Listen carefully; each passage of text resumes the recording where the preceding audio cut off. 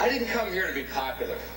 I came here to stand for what I believe is true. The political elites, they may not like it.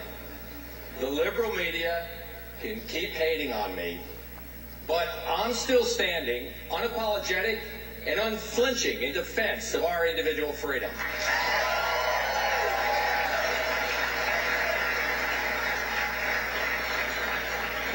You know, they can call me crazy or anything else they want. We will.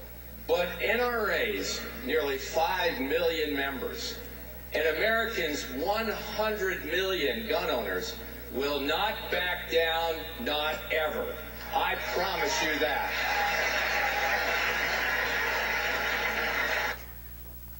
Notice how it's about him. That's the part that I can't take about it. The liberal media may attack me, but notice I'm still standing.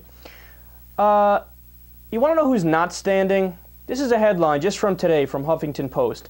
Man shot dead pushing kids in stroller. 74-year-old woman shot dead answering front door. Panhandler shot dead by cafe owner. Man shoots self dead during gun safety class. Mother and son shot dead at home. Man shoots friend dead while cleaning guns. Since Newtown, there's been 2,693 or more people killed by guns, murdered by guns, and that figure is from March 7th. So it's significantly higher now. I just couldn't find a more updated figure. That's over 100 Newtowns since Newtown. Over 100. The U.S. has 11,000 gun deaths per year on average. The rest of the modern world has less than 100 on average in the individual states. So Britain, for example, less than 100, France less than 100, so on and so forth. So why? Why do we have such more violence? Why do we have such a higher number of people being killed by guns?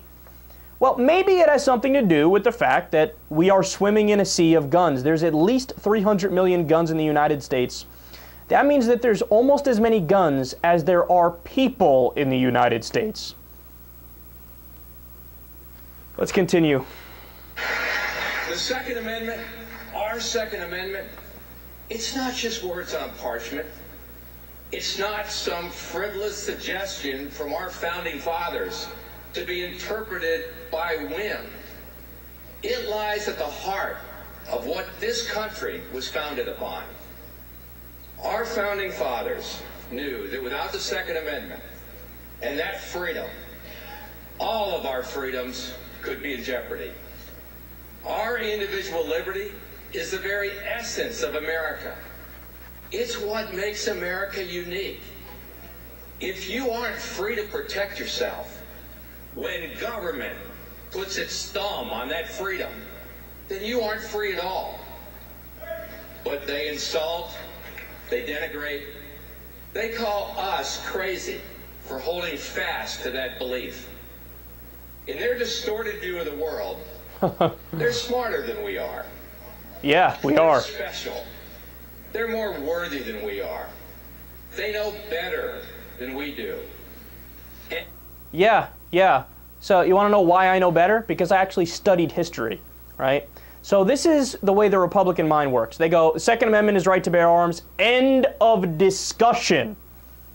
But here's the problem. That's not what the Second Amendment is. And that's not the history of the Second Amendment. So let's go over this again, even though we went over it yesterday, because the Republicans seem to never get it.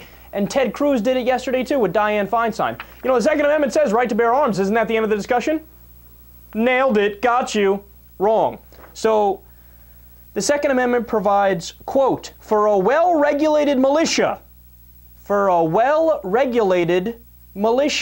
necessary to a free state, the right of the people to keep and bear arms shall not be infringed. The history of the Second Amendment is it was added to the Constitution to convince Virginia to join the Union. Now, Virginia was concerned, well, if we join the Union, our slaves are just going to escape north, and they're going to want to move to a more free area, right?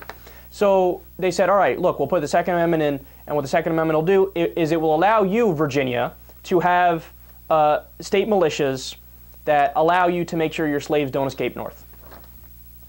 That's the history of it, but they've now changed that to, we need it as the last line of defense against tyranny against the government. Because I don't know if you guys know this, Cletus in Oklahoma with his .22 rifle, he really stands a great chance against Scud missiles and chemical weapons and biological weapons and tanks and bazookas and F-22s and nuclear weapons.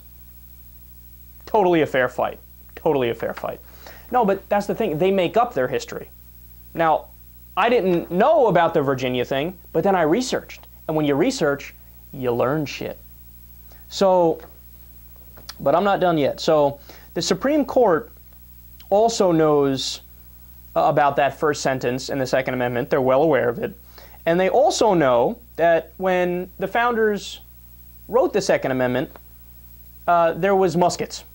There wasn't AK-47s and assault weapons back then, right? Now, Republicans love to poo-poo this and shove it under the rug and say, don't say that, right?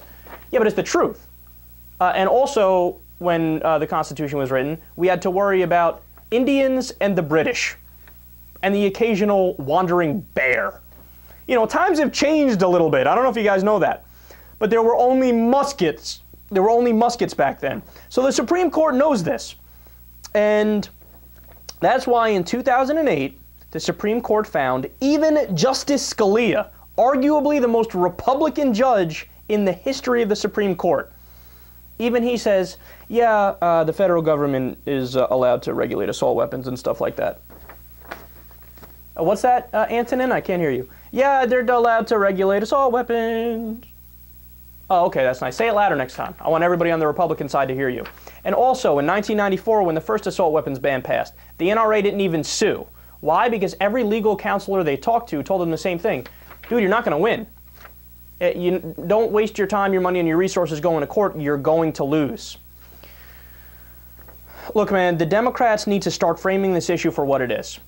Now, LaPierre is probably the most uncharismatic person, and he looks like the face of fucking evil, right? You could just tell. I mean, he gave a speech after Newtown where it was the most callous speech ever, where, you know, the American people looked at him like, with their head cocked sideways, like, what the fuck is wrong with you? Giving a speech of that nature when we just had kids die. What are you, crazy? That's why when you look at the polls, there's an overwhelming majority of support for every particular piece of gun regulation that has been brought up. So there's a majority support for the assault weapons ban, majority support for a ban on high-capacity magazines, majority support for universal background checks. So sit down and pump your brakes a little bit, Mr. LaPierre. But the Democrats need to frame this issue for what it is. LaPierre is not some defender of rights. He's a corporate stooge who's defending the gun manufacturers because the gun manufacturers want to squeeze every last red penny out of the American people, even if it means selling an assault weapon to a terrorist, right? He's not a defender of rights. He's a gun anarchist.